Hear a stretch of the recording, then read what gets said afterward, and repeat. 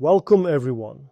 Today I continue to talk to you about something that quietly shapes every part of our lives, our identity.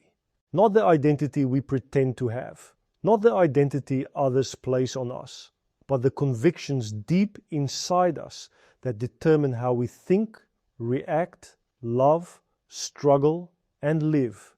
Jesus says in the Gospel of John chapter 8, "You will know the truth, and the truth will set you free." But here is the question. What happens when we live from lies instead of truth? Because every false conviction eventually produces consequences. And many believers today love Jesus, yet still live trapped inside false identities. Let me explain. Imagine someone who constantly believes, "I am always right. My opinion matters most. I know better." Now, maybe they never say it out loud, but it controls their life. So, what happens? Every conversation becomes a debate. Every disagreement becomes a battle. They constantly defend themselves, correct others, question everyone, control everything. And over time, relationships begin to suffer. Their marriage becomes tense. Friendships become shallow. People stop opening their hearts around them. Why? Because false identity always damages connection. And the tragedy is that these false convictions don't only affect relationships with people, they also affect our relationship with Father God. Because if I must always be right, then eventually I will resist childlike trust. I will struggle to surrender. I will question God instead of resting in Him. The Bible calls this living according to the flesh. Now, many people misunderstand that phrase. Living in the flesh does not simply mean committing obvious sins. It means living from self-life. It is living from the false self, the self that must control, the self that strives, the self that protects itself, the self trapped in false beliefs. You can be a child of God and still live from the flesh if your soul is still governed by lies. And this is exhausting, because flesh always demands performance. It tells you, you must prove yourself. You must earn acceptance. You must fix yourself. You must become worthy. And many Christians unknowingly bring these beliefs into their spiritual lives. So they believe, if I pray enough, God will finally accept me. If I work harder, God will love me more. If I serve more, maybe I'll finally feel valuable. And Christianity quietly becomes performance-driven slavery. Not relationship, not rest, not union with Christ, just endless striving.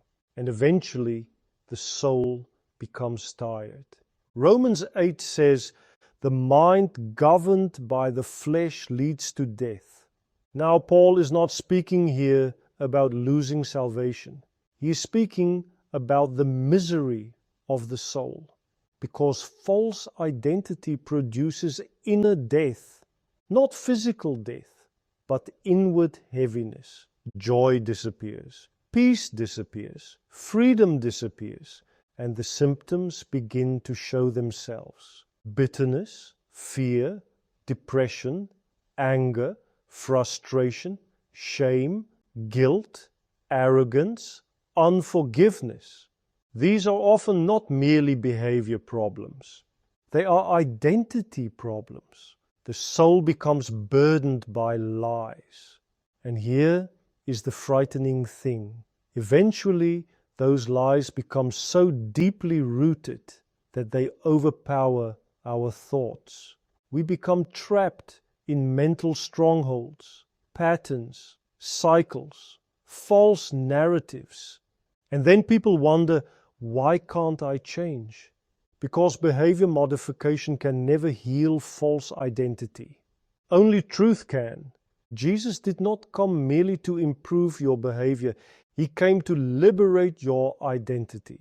This is why Jesus said, "You will know the truth, and the truth will set you free." Not information, truth. And truth is not merely a doctrine. Truth is a person. Jesus Christ is the truth. And if we do not deeply understand what Christ accomplished through his death and resurrection, we will continue trying to live the Christian life through self-effort. But the gospel says something radically different. Galatians 2 says, "I have been crucified with Christ, and I no longer live, but Christ lives in me." Think about that. The Christian life is not you trying harder to live for God. It is Christ expressing his life through you. That changes everything. You are not a self-improvement project. You are a new creation. 2 Corinthians 5 says, "If anyone is in Christ, he is a new creation. The old has passed away. Behold, all things have become new." That means your deepest identity is no longer defined by your past, your failures, your wounds, your upbringing, or your shame. You now live from a completely new source, a new bloodline, a new history, a new future. And the Holy Spirit now works inside you to renew your mind and transform your soul into the image of Christ. Notice, God does not merely demand change from you. He produces transformation within you. Philippians 1 says, "He who began a good work in you will carry it on to completion." What beautiful hope. Father God is not abandoning you halfway through the process. He is faithful, and his desire is that you begin to believe the truth. In Christ, you are accepted. In Christ, you are loved. In Christ, you are valuable. In Christ, you are more than a conqueror. So maybe today, the real question is this: what false conviction are you still living from? What lie still shapes your reactions, your emotions, your relationships, your view of yourself, and even your relationship with God? Because many believers are saved, but still trapped in old mental prisons. And Romans 12 gives us the invitation: do not conform to the pattern of this world, but be transformed by the renewing of your mind. Notice who does the transforming. God does. Our role is surrender, to bring ourselves before him, to trust him, to allow truth to reshape us.